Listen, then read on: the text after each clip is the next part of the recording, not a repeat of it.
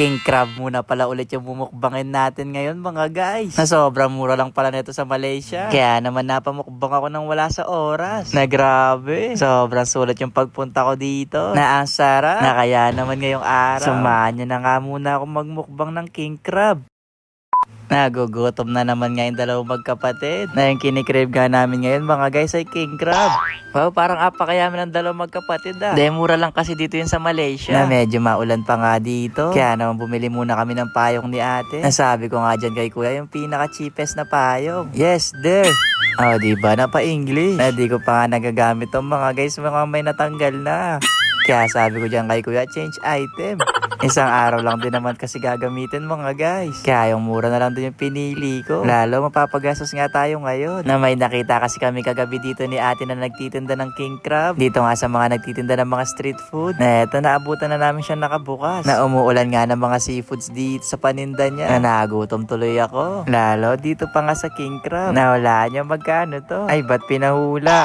Medyo malaki rin pala siya oh. Nakala ko kanina maliit lang. Na nasa 400 Malaysian ringgit pala to. O sa peso, nasa 6,000 lang mga guys. Pero syempre, tinawad ko pa yan. Kaya nakuha ko siya ng 5,800. Na dito na rin pala lulutuin yung king crab. May kasama na rin itong sauce. Na ang daming ang choices dito mga guys. Kaya sabi ko kay kuya, ito na lang chili crab. Na yung pagkakaluto nga dito mga guys, steam lang. Na pangalawang beses ko pala yan makakatikim ng king crab. Na yung una nga yung bigay ni Mi. Kaya titignan natin kung masarap nga ba yung king crab dito sa Malaysia. Na ito na pala yung magiging sauce natin mga guys. Para sa ginisang sardinas ng mga guys. So, luto na rin yung king crab. Nasa mga oras nga na yun mga guys, excited na talaga ako. Kasi nung last akong kumain neto, nabitin talaga ako. Kaya naman tara, kain na tayo. Nakakamayin ko na to ha. Na medyo mahirap nga lang pala to kainin. Medyo marami kasing tinik. Kaya dapat dahan-dahan. Mukhang malaman naman pala yung king crab na napili natin mga guys. Kaya naman taste test mga guys. Grabe naman yun mga guys, ang sarap. Na isang galamay pa lang to ha. Nalambot. Sakto lang yung pagkaka-steam. Na siguro mas masarap to mga guys. Kung Cajun sauce ba yung ginamit nila. Na yung sauce nga na to mga guys, para siyang sweet and spicy. Pero ayos na din naman. Huwag na magreklamo, tsawon. Ang importante, masarap yung ulam mo ngayon. Na sana mga guys, kayo rin masarap yung ulam ngayong gabi ha.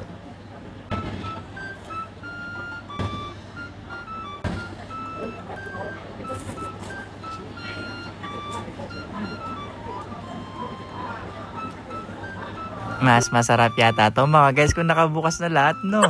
Pwede naman din kasing pabukas yan mga guys. Pinahirapan ko na yung sarili ko.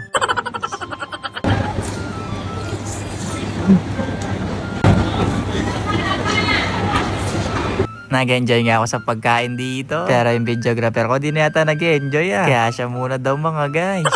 Na syempre, dalawa kami nag-crave dito. Kaya dalawa kaming kakain. Nakakala nga daw niya walang matitira mga guys.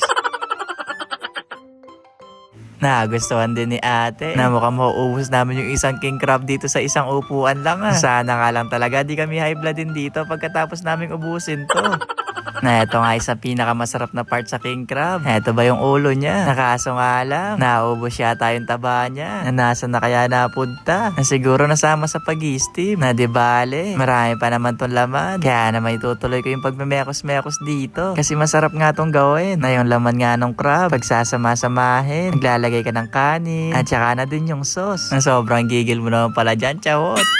Na ayaw kasi magpakuha. Na yan ngayon nakuha natin mga guys. Natawagin na lang pala tong mekos-mekos. Na iti-taste test ko na nga muna tong ginawa ko kung masarap ba.